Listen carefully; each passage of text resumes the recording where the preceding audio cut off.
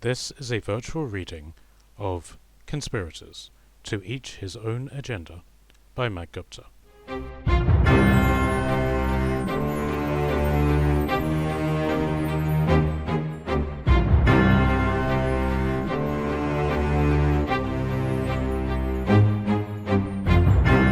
Chapter 36. The Harbour City. Everything was ready. The garrisons at the harbour and the Marble City had been raised, and the fleet was waiting. Aquilla was dressed in the best armour money could buy. Heavy plate, tailored for his physique, and embroidered with the arms of House Steward, with a dark purple cloak that still kept his theatrical appearance. His helm was one of a consul, with a golden crown of leaves adorning it. He had done as Cameron had suggested, and he had done it well. Though he knew little outside the world of nobility, he had learned quickly. He had hired the best poets to sing the songs of the upcoming battle, and how Aquilla would be the one to save them from the evil he faced. He was initially surprised to see how prepared they were for his request, but had later found out that they had already been commissioned by Felthor to do as he commanded. The songs were highly exaggerated, like in the fact that Aquilla would be facing this foe alone, and that it would be his skill that would bring victory. In counter to this, however, Ignatius had sent word to the lowest quarters of the city, disguising his followers as the lower class, and had begun spreading words of discontent amongst them against Alistair and Felthor, saying that they were planning on taking all of the lands they would claim in the oncoming war for themselves without doing anything for the people. Unfortunately, this half-truth was very believable, as many were hearing of the possibility of work in an army. Tensions were running high in the city, and it was the waiting that was most unbearable. But now that Aquilla was underway at last, things were finally happening. He left the city showered in flower petals and flanked by no fewer than 12 citadel guardsmen. It was a short ride from the capital to the harbour. In a few short hours of completely unimpeded travel, they were there. The city guard welcomed them with much splendour and glee, and by the time they had reached the shipyard, the crowds had grown so thick they could barely move their horses. The ships were in dock or anchored nearby, all 50 of them. It was a wonderful sight. Each of the ships had 200 warriors on board. Traditionally, a crew was made of a small force of armed marines, and the rest the rowing crew. But this fleet was entirely made up of soldiers, with the unfortunate majority taking up the rowing duties. All but his capital ship was based on a 3-tiered rowing platform, which required 100 men on each side and ran with only one sail. He was commanding a full 4 legions of men. The capital ship stood taller than the others, the mast bearing a great flag of the kingdom. Aquilla took in the sight for a moment, nodding satisfyingly at the top of a flight of stone stairs. Each of the ships bore the terrifying eyes and wicked smile of some godlike figure Aquilla did not know, with the ram serving as its nose. He understood the principle behind it in terms of morale, but he did not see the need to paint expressions onto their faces. Many bore a stern and almost ferocious look, but others seemed to have a curious look, and one was even weeping. "My lord," a voice shouted from the deck of the ship. Aquilla awoke from his dream and looked down at the owner of the voice. The man stepped up onto the ramp that connected the ship to the shore. The guards stepped forward to meet him, spears raised. He raised his hands up as if to say, "It's me." "Amicus," Aquilla gasped. It was his oldest friend from his secretive past. "By my father." He dismounted and rushed over to the man. The guards dispersed as if by unspoken command to let him pass. "What are you doing here?" "We heard you were on the warpath," Amicus smiled. "We were eager to see you in action." "We?" Aquilla raised an eyebrow. All right, me, Amicus laughed. Let me look at you, brother. Aquilla clapped his brother in arms on the shoulders and then held him at arm's length. Brother was a loose term. Amicus has simply been assigned to him by his father to be his best friend when he went off to be a ward. He was a tall man with a neatly cropped beard, but hair that fell to his shoulders and was braided 3 times either side of his head. You've gotten broader. It was a lie. He had always been a broad man, despite the fact he fought with 2 weapons and a bow and arrow in the form of a duelist. And you've gotten more pompous, Amicus laughed. That armor looks expensive. It was, Aquilla nodded. Fortunately, I did not pay for it. The 2 men laughed. Your officers are eager to await your counsel. Amicus nudged his head towards the ship, or rather, to find out what you want them to do. Do you have any ideas? Me? Amicus smirked. You're the commander of this fleet, not me. Aquilla and Amicus went along to the deck of the capital ship. Aside from the men bringing supplies on board, the only men on deck were the 50 captains of the various ships. They were identifiable by their black cloaks with blue embroidery around the edges. Each man wore the helm of a centurion soldier and were the only men who were distinguishably Roman. Captain on deck, a sailor shouted. The officers all looked up and saluted with fists to their chests. Sir, they all cried out. They then stood to position. Men, Aquilla greeted, welcome to this glorious mission. We defend the kingdom here. At long last we will rid the realm of the pirate scourge and return home as heroes. The officers smiled politely at him. You lead, and we will follow you, sir, one of them saluted. What are your orders? Aquilla took in a deep breath. We will set sail for the haven of Gladium at first light, engage the enemy and destroy their shipyards. We will show no quarter to the enemy nor leave no stone unburnt. The captains all nodded. What of the command? One of them asked. Who shall lead us after you? This man, Aquilla gestured to Amicus. To his credit, Amicus looked just as surprised as the captains did. After a lengthy pause, he went to one knee. My lord, you honor me. Rise, my friend, Aquilla said. You are the obvious choice. I have fought by your side for as long as I can remember, and you have saved my life many times over. You are my second. The captains were outraged. This man has no skill on the water. Who is this man? The men do not know him. We are of the realm. You cannot give a position of this magnitude to a stranger. Silence, Aquilla snapped, letting out a hiss. This is my fleet and Amicus is my second.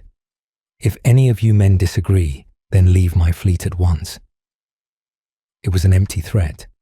All of the officers had already been paid for their services, and they had no choice but to stay. Aquilla did not consider this, and took victory in their silence and inaction. Good. Prepare the men to set sail on the morrow. See that we are supplied and ready. I want to sail as soon as possible. The men did not wait for their dismissal and simply left. Aquilla took no notice of this lack of discipline and turned to Amicus. Come, tell me of home. How fare our people? They went into the captain's cabin of his ship, a small section below deck that was separated from the rest of the rowers and supplies by a fabric curtain. I'll be frank, my lord. Times are hard. Times are always hard, Aquilla smiled. It is how we live. Harder still, Amicus grimaced. Your father kept our bands together through his presence.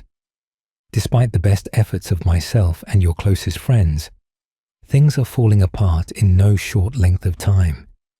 Our people are leaving to join the barbarian and Saxon tribes. There is talk of the kings of Vi on the shores as well.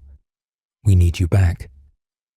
Aquila fell into his chair and let out an angry hiss.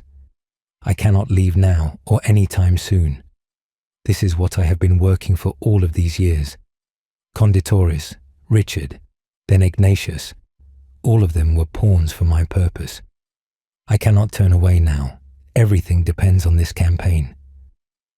"And what of your people?" Amicus asked. "How will you, being king, help them if they die of starvation while you sit comfortably on the marble throne?" First Dumnonia.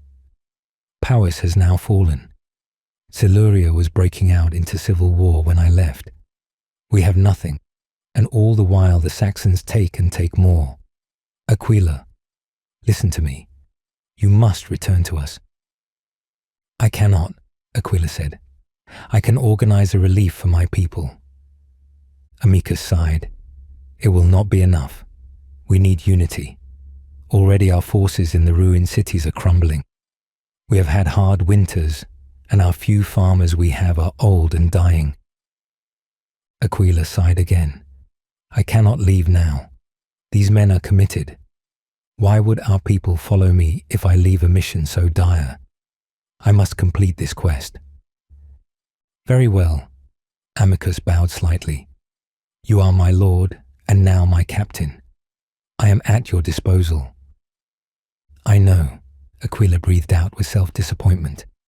"As you always are." He stood up and took Amicus's arm. "Go, my friend.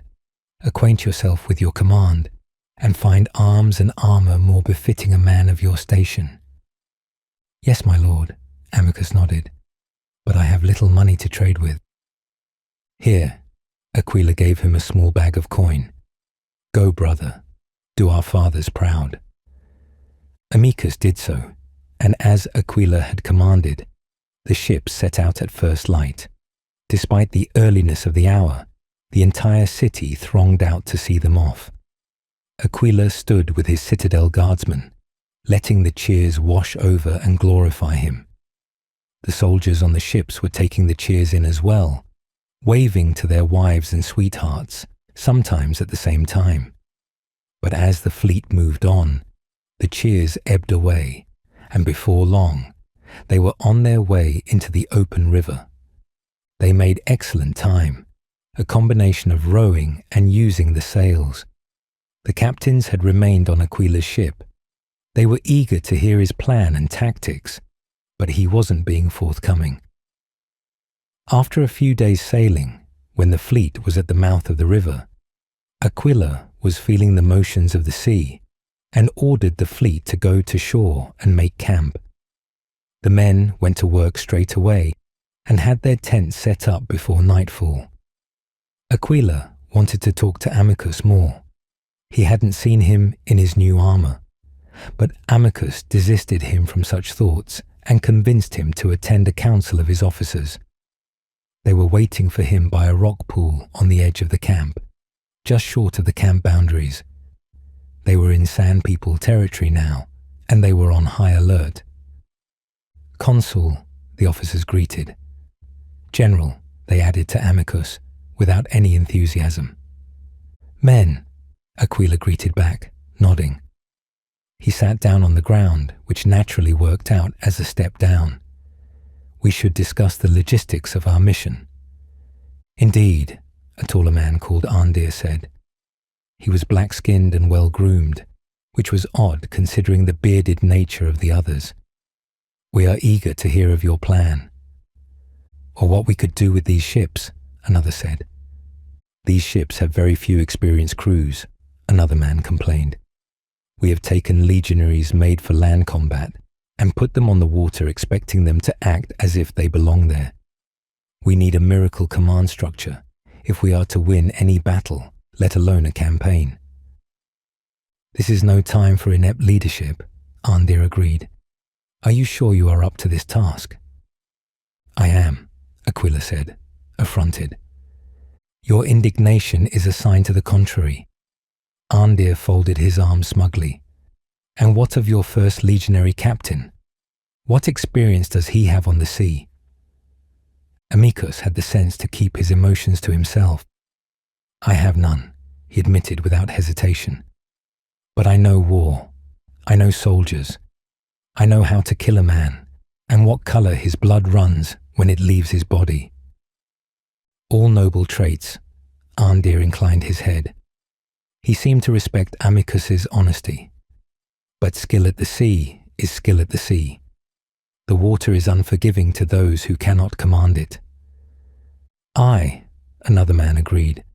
The sea is not a battlefield. It is a living being on whose breast we traverse at her will. This is no time for a man without skill, Arndir nodded. You need a man by your side who knows the ways of the water.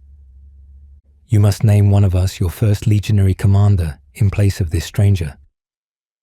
Amicus turned to Aquilla. His face was full of agreement. You are my lord and I love you. I will not be the downfall of your rise to power. I gave you command because you are a man of worth. I thank you, my lord, but these men are right. He turned back to the men. Who among you are fit for the task? The men all looked at Arndir. He seemed unsurprised at this. Very well. Amicus took off his command brooch. Make this man your commander. I will be forever your man. Aquila sighed. He did not want this, but Amicus was his senior in both age and wisdom, and he could not face being divided against him. He nodded. See your crest transferred to this man, he said monotonously. Amicus approached him, and they grasped hands. Well, Arndir said, after an awkward silence. Shall we continue? Yes, we have much to discuss. Amicus hurriedly took a few steps back. We have 50 ships. What are we to do with them? We cannot meet those monstrous vessels face on. Arndir folded his arms. The Royal Navy vessels are always lighter than that of the pirates. If they ram them head-on, our vessels will perish. The only way we can win is to take them on the sides. The pirate ships are weak in the middle, with less cover for the men on the ship. They mount their shields at the front, one of the officers agreed. So we strike at their flanks. Arndir nodded. 2 ships to each one of the pirates. We will eat away at their lines 1 ship at a time. So we must engage the pirates in the open ocean with no shore to narrow the engagements. If they outnumber us, Aquila offered, as they undoubtedly do, would a narrow shore do us favor? No, for they will face us head-on and overwhelm us. We need room to maneuver and outflank them. We have few archers, another captain said. We should place our assault ships at the forefront of the battle to allow our marines to destroy the crews of the enemy ships. We must keep our archers out of the way and use them on foes and dangers out of range. Yes, Arndir smiled. Our artillery ships will be an immense target for the pirates. We must keep them at arm's reach. Have them engage the stragglers attempting to outflank our surrounding forces. One officer pitched in. We must keep lighter ships close by to stop them from being engaged themselves. Then let it be done, Aquila stood. Let us examine the men. They did so. Each man was a well-built Roman soldier. Many bore scars and a grim disposition. Aquila did not see the difference, however. He saw only the weapons, shields, and javelins that lay beside them. The evening wore on. The men buried themselves in laughter and tales of heroes. Aquila couldn't help but listen to them. He heard the story of the Swan's first victory that brought him to the heights of legend. He heard the tale of the Lady Hypatia and her King Vapo, and his colonization of Syracuse, Seaward, and Corinthos. Even the tales of the founding of the kingdom and the division of the kingdom into Horseland and Seaward. The men had many tales to tell, but the night bled out into dawn and it was time to sail again. Amicus was in good spirits. The burden of command lifted from him seemed to be a welcome relief. They left the confines of the river and set out into the open ocean. They had some understanding of where to go and how to get there. They sailed out until the land was only just in sight and turned the fleet around so that the land was to their left and the open ocean to their right. The sun rose to midday and then began to sink into the afternoon, and yet the wind brought them speedily to their goal. A full week passed with no event. Then a sailor at the top of the mast called out, "Ship ahead." Aquilla woke up from his talk with Amicus and rushed over to the bow of the ship. "What is it?" he demanded of the sailor at the top. "A fleet of ships, sir," the sailor shouted down, counting. 50 of them. Black flags. Pirates." "What?" Aquilla looked at the horizon. There were undoubtedly pirate ships. No other vessels on the sea were as black as them. How the hell did they get here? I thought the Gladium forces were destroyed. Amicus shrugged. "Maybe they're slightly annoyed that your people killed over 10,000 of theirs." "They must be raiding their way back to the mainland," Arndir grumbled. His eyes narrowed to see the fleet. "What are your orders, sir?" "Can we take a fleet like that?" Aquilla asked, completely caught unawares. "With the proper leadership?" Arndir nodded, completely calm about the situation. "Time to see what you're made of then." He turned to the men on the ship. "Men, battle stations. Time to kill Blackbeards." The crew of the ships roared with pleasure and rushed to their stations. Arndir turned to Amicus. "Sir," he smiled to him, "run up the colours." Amicus looked up at the mast. "Aye," he nodded, smiling back. Aquilla watched him leave and watched Arndir give his orders to the rest of the ships through flags and horn blasts. He turned back to watch the fleet. They were becoming more and more ship-like with every moment. He could feel his heart beating in his chest. He couldn't remember the last time that had happened, and he found himself thumbing for the one item that would lend him strength. He found it and gripped it hard, not pulling it from its hiding place in his cloak. He found himself praying to his father, "Father, bring me victory. Help me make you proud."